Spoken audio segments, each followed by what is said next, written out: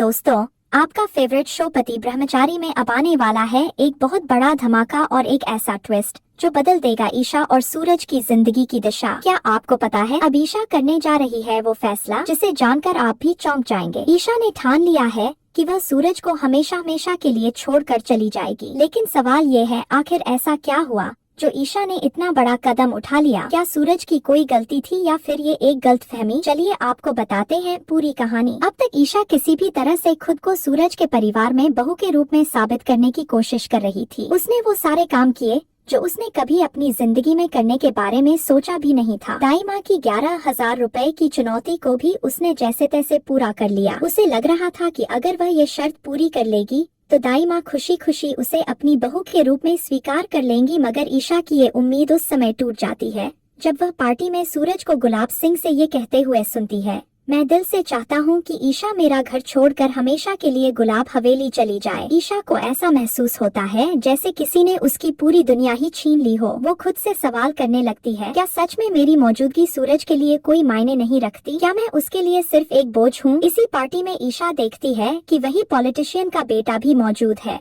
जिसके साथ गुलाब सिंह उसकी जबरन शादी करवाना चाहता था। गुलाब सिंह अपने पॉलिटिशियन दोस्त से कहता है, एक बार ईशा मेरे पास वापस आ जाए फिर मैं उसकी शादी तुम्हारे बेटे से करवा दूंगा। ईशा ये सारी बातें सुन लेती है। अब उसे सारी सच्चाई समझ आ जाती है। उसके पापा उसे क्यों बार बार गुलाब हवेली बुला रहे थे। ईशा अपने दिल में ठान लेती है, अब चाहे कुछ भी हो जाए मैं गुलाब हवेली कभी वापस नहीं जाऊंगी। मैंने सूरज को अपना पति मान लिया है और अब यही मेरा परिवार है। लेकिन दोस्तों, कहानी यहीं खत्म नहीं होती। ईशा को ये नहीं पता कि सूरज उसके लिए एक और साजिश रच चुका है। एक ऐसा खेल जिसमें सूरज मजबूर होकर ईशा को खुद से दूर करने की कोशिश करने वाला है। गुलाब सिंह सूरज को धमकी देता है, तुझे 1 हफ्ते के अंदर ईशा को मेरे पास वापस भेजना होगा, चाहे इसके लिए तुझे अपना ब्रह्मचारी व्रत भी क्यों ना तोड़ना पड़े। सूरज परेशान हो जाता है, आखिर मैं क्या करूं? ऐसा क्या करूं कि ईशा खुद ही मुझे छोड़कर चली जाए? तभी सूरज की नजर बिंदिया पर पड़ती है। उसे एक प्लान सूझता है। अब सूरज बिंदिया के साथ प्यार का नाटक करने लगता है। वो जानबूझकर ईशा के सामने बिंदिया से प्यार जताने लगता है, उससे फूल देता है,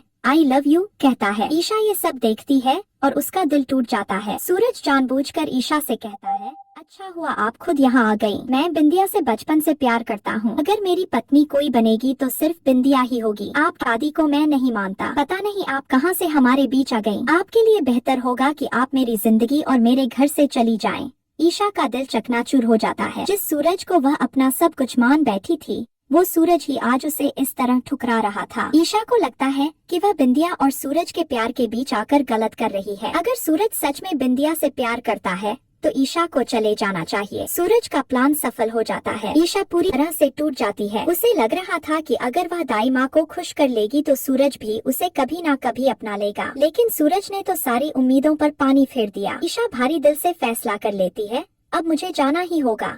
लेकिन दोस्तों, क्या ये सूरज का गिल्ट है या फिर कहीं ना कहीं उसे अब सच में ईशा से प्यार हो चुका है? क्या सूरज अपनी गलती समझ पाएगा? क्या ईशा सूरज के इस प्लान की सच्चाई जान पाएगी या फिर वो सच में हमेशा के लिए सूरज को छोड़ देगी? और क्या ईशा गुलाब हवेली लौटेगी या फिर अपने आत्मसम्मान के लिए सब कुछ छोड़ देगी? जानने के लिए हमारे साथ बने रहिए और देखते रहिए पति ब्रह्मचारी।